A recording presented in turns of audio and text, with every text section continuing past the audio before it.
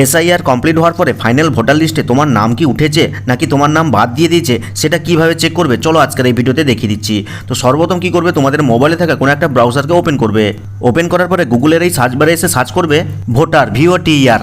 তো সার্চ দেওয়ার পরেই কিন্তু প্রথম একটা ওয়েবসাইট চলে আসবে, এখানে ক্লিক করে দিবে। ক্লিক করলে কিন্তু ওয়েবসাইটটার ইন্টারফেস এরকম চলে আসবে। তো কিছুটা নিচের দিকে যাবে, নিচের দিকে গেলে কিন্তু একটা অপশন পাবে যেখানে লেখা রয়েছে search your name in voter list. তো এখানে জাস্ট ক্লিক করে দিবে। ক্লিক করলেই দেখো পরের স্টেপে কিন্তু এরকম ইন্টারফেস চলে আসবে। তো দেখো উপরে কিন্তু তিনটা অপশন রয়েছে, একটা এপিক নাম্বার দিয়ে সার্চ করতে পারবে, একটা তোমার সমস্ত তথ্য দিয়ে সার্চ করতে পারবে, আর একটা মোবাইল নাম্বার দিয়ে সার্চ করতে পারবে।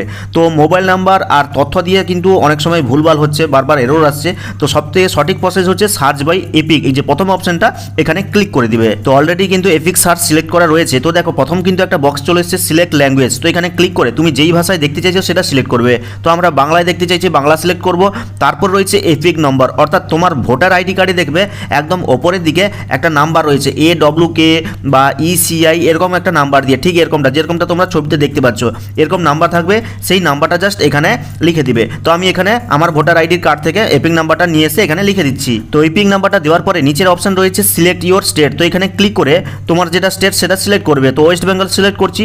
তারপর রয়েছে ক্যাপচা কোড। তো এখানে যা যা লেখা রয়েছে, অর্থাৎ ছোট হাতের থাকলে ছোট হাতে লিখবে, বড় হাতের থাকলে বড় হাতের লিখবে। তো ক্যাপচা কোডটা উপরে যা যা রয়েছে যেরকম রয়েছে সেরকম কিন্তু আমি নিচের বক্সে লিখে দিয়েছি। তো সব কিছু তথ্য কিন্তু দিয়ে দেওয়া হয়েছে। এরপরে কি করব, এই যে সার্চ অপশন রয়েছে এখানে ক্লিক করব। আর ক্লিক করতেই দেখো সঙ্গে সঙ্গে কিন্তু রেজাল্ট চলে এসেছে, অর্থাৎ আমার এপিক নাম্বার শো করছে, আমার নাম শো করছে। এবং এটা যদি আরও পুরোপুরি বিস্তারিতভাবে দেখতে চাও তাহলে এই ভিউ ডিটেলসে ক্লিক করলে কিন্তু সমস্ত তথ্য পরের স্টেপে পেয়ে যাবে। তো দেখতেই পাচ্ছ এখানে কিন্তু সমস্ত ডিটেলস পরপর রয়েছে। এর মানে হলো কিন্তু এসআইআর কমপ্লিট হওয়ার পরে ফাইনাল ভোটার লিস্টে কিন্তু তোমার নামটা উঠেছে, তোমার নামটা বাদ যায়নি। কিন্তু এখন তোমরা ভাবছো যে আমি ভোটার লিস্ট ডাউনলোড করে কিভাবে দেখবো এবং সেখানে নাম উঠেছে নাকি কিভাবে চেক করব।